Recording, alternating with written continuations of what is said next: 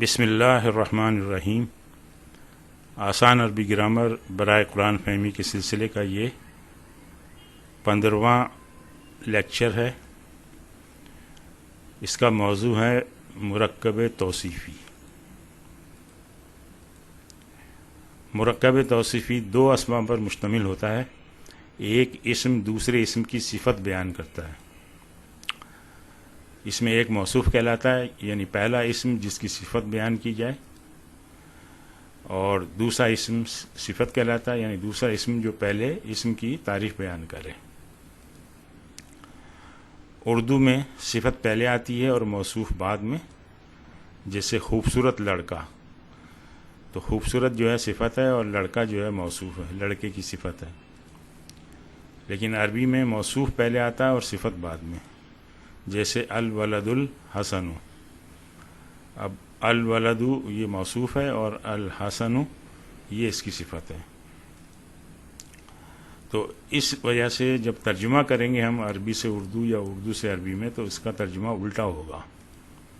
مثال دیکھیں، الرجل الصالح، عربی سے اردو میں ترجمہ کرنا ہے تو یہ الرجل موصوف ہے اور الصالح اس کی صفت ہے، تو پہلے صفت کا ترجمہ کرنا پڑے گا اردو میں۔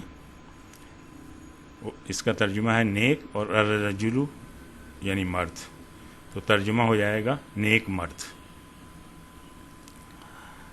اچھا، صفت چاروں پہلوؤں میں موصوف کے تابع ہوتی ہے، جس طرح سے ہم نے مرکب عطفی میں پڑھا تھا۔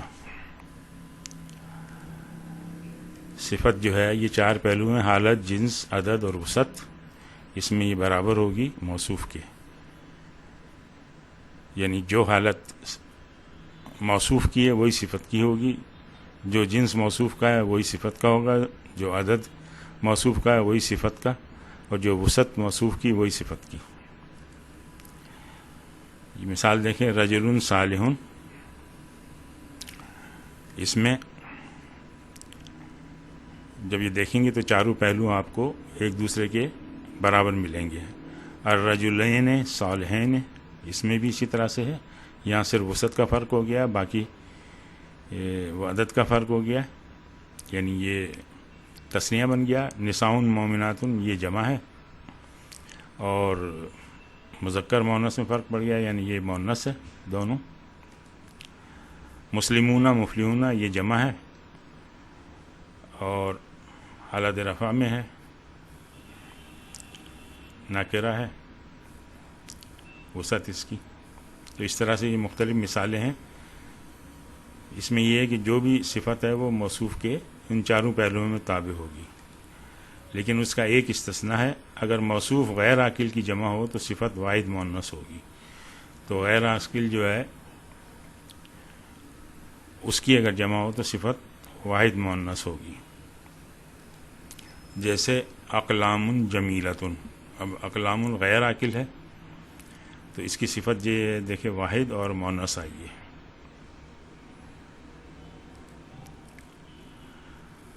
کچھ مثالیں دیکھیں، بلدۃ طیبۃ، کتاب مبین،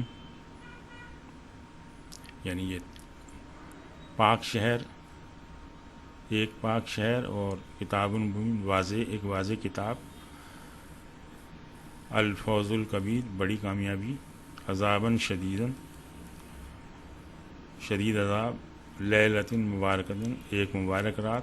اس طرح سے یہ دیکھیں، شمس بازغۃ چمکتا سورج، نساء مومنات مومن عورتیں، العذاب العلیم دردناک عذاب، لبنا خالصۃ خالص دودھ، لوح محفوظ لوح محفوظ۔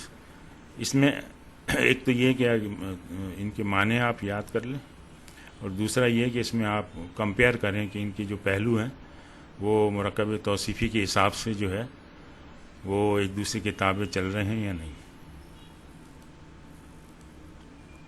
اردو میں ترجمہ کریں، اللہ العظیم،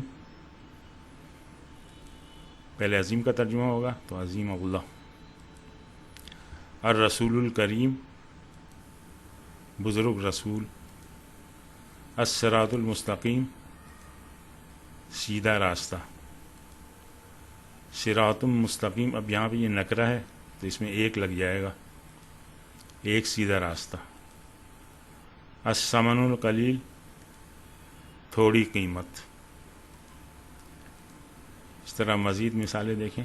شفاعت سیئۃ، ایک بری شفاعت.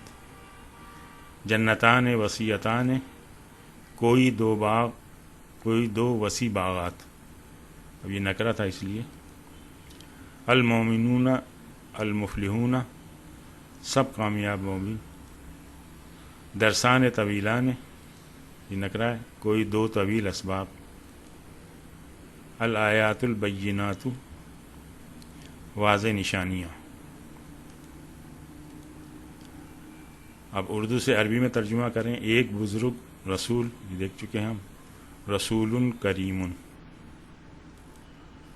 تازہ گوشت، اللحم الطری، ایک ہلکا بوجھ. حمل خفیف، زیادہ قیمت. الثمن الکثیر، ایک اچھی شفاعت. شفاعت حسنۃ. مزید ترجمہ. بڑا بدلہ، الجزاء الکبیر.